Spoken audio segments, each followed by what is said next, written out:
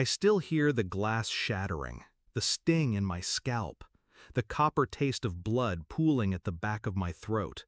That was my birthday gift from my parents, a champagne bottle to the skull because I said no. The room had gone quiet after my refusal. My brother's friends smirked, waiting for the drama. My mother's face twisted, my father's jaw clenched. Ungrateful, they spat, as though the word justified what came next. Then the bottle cracked against me. I woke up in a hospital bed, stitches in my head, IV in my arm. Not one message from them, not a single call. That's when the switch flipped. It hadn't always been like this. Growing up, I was the shadow child. My brother was the golden boy, the prodigy, the one they poured money, praise, and patience into.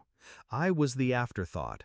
I bought my own textbooks. I worked nights through college. Every achievement I had was mine alone. The condo I purchased, $680,000 paid in full, was the proof. My independence carved out of sacrifice. But to them, it wasn't mine. It was theirs to assign.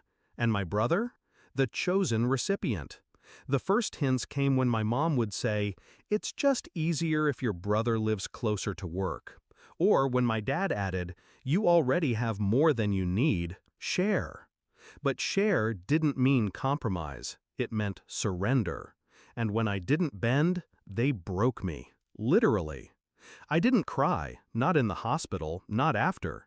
Pain sharpened into something cleaner, clarity. Revenge, when done right, isn't loud. It's not a slap, not a scream. It's quiet, deliberate, surgical. And I had time.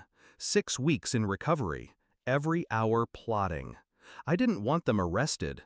Jail was too temporary, too forgettable. I wanted to take what they valued most: status, security, control. So I went for the foundation: money. First move, law. I filed a police report the moment I could walk. Not to press charges, just to get it on record. The assault, the stitches, the medical files documented. That paper trail would matter later. Second, finance. My father's construction business ran on contracts, but also on loans. I knew his habits. He loved shortcuts, cut corners, bribed inspectors. I'd worked in accounting long enough to know how to follow money. A quiet tip to the IRS, another to the city's regulatory board. Not with my name, of course, just enough breadcrumbs leading back to years of shady ledgers. Third, property. The house they lived in? It wasn't fully theirs. Half the mortgage was quietly tied to my name from an old arrangement where they'd begged me to co-sign. They'd promised to refinance later. They never did. Big mistake. Because when I stopped covering my half, the bank came knocking. The beauty of revenge isn't in speed. It's in timing. The collapse came like dominoes. First, the audits. Investigators froze my father's accounts pending review. Clients pulled contracts. Work dried up. Then, the house. They thought they were safe until the foreclosure notice arrived, stamped in red. I didn't even need to say a word. Finally, the humiliation. Christmas dinner. I showed up, uninvited, carrying nothing but calm. My brother was sulking. His dream condo still locked in my name, legally untouchable. My parents sat small, hollow-eyed, pride stripped bare. When my uncle asked about the business, my father's fork clattered. When my aunt whispered about the foreclosure, my mother turned pale. I just sat there, smiling. No shouting, no gloating, just silence, heavy enough to choke them. The best revenge isn't proving them wrong.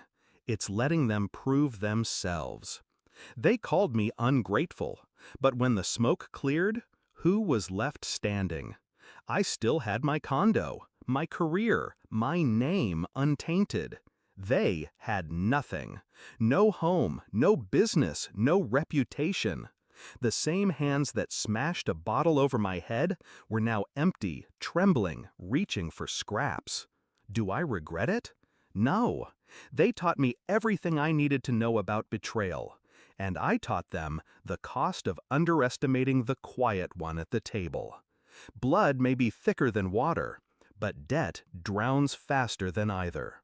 And as I turned the key to my condo that night, I realized I hadn't just taken revenge, I'd taken back my place in the world.